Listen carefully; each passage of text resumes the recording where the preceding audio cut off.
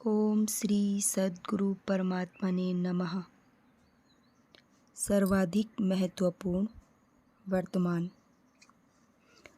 प्रसिद्ध साहित्यकार टॉलस्टॉय ने 3 प्रश्न नामक एक कहानी लिखी। कहानी का सारांश इस प्रकार है। किसी समय एक राजा था। उसके मन में 3 प्रश्न उठे। सबसे महत्वपूर्ण कार्य क्या है? परामर्श लेने के लिए सबसे अधिक महत्व का व्यक्ति कौन है? और तीसरा प्रश्न था, निश्चित कार्य को आरंभ करने का सबसे महत्वपूर्ण समय कौन सा है? इसका उत्तर जानने के लिए राजा ने सभासदों की बैठक बुलाई, पर किसी का उत्तर संतोषजनक न रहा। राज्य मंत्री का परामर्श मानकर वह सुदूर जंगल की एक कुटिया में रहने वाले साधु से जिज्ञासा समाधान के लिए चल पड़ा। साधु की कुटिया के निकट पहुंचने पर उसने साथ में सुरक्षा के लिए आए गुप्तचरों एवं सैनिकों को जंगल में ही छोड़कर साधु से अकेले मिलने का निश्चय किया। सन्यासी को खेत में कुदाल चलाते देख वह चुपचाप खड़ा होकर देखने लगा। कुछ देर बाद जब साधु ने दृष्टि उठाई तो राजा से आने का कारण पूछा। राजा ने तीनों प्रश्नों को उनके समक्ष रखा तथा उत्तर की प्रतीक्षा करने लगा। साधु ने संकेत द्वारा राजा को निकट बुलाया और अपनी कुदाल दे दी। राजा ने कुदाल लेकर खेत जोतना आरंभ किया। संध्या होने को आई। इतने में एक व्यक्ति साधु की कुटिया की ओर दौड़ता हुआ आया और भूमि पर गिर पड़ा। उसके कपड़े रक्त से लथपथ थे।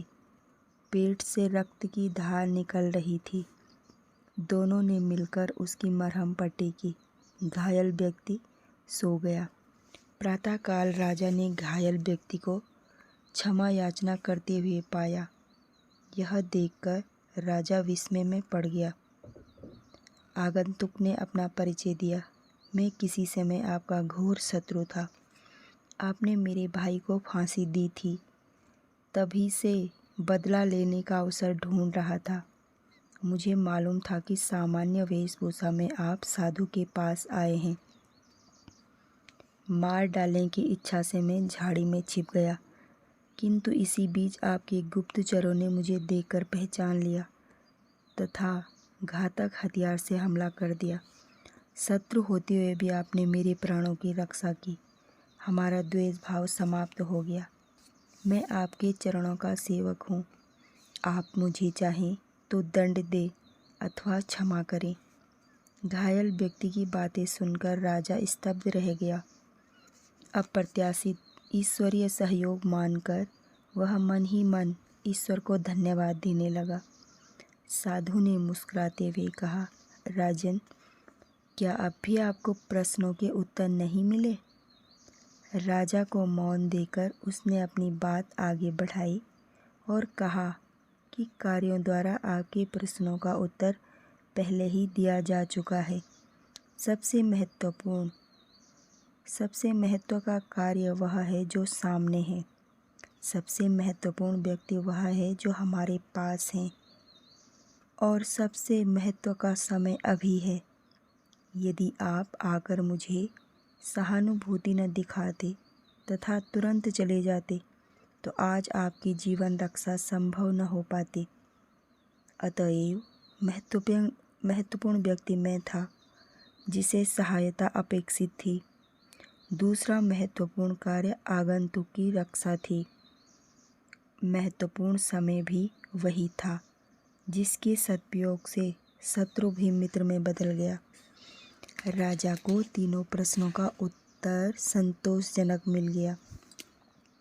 कहानी के तीनों प्रश्न के उत्तर में महत्वपूर्ण प्रेरणाएं समाहित है।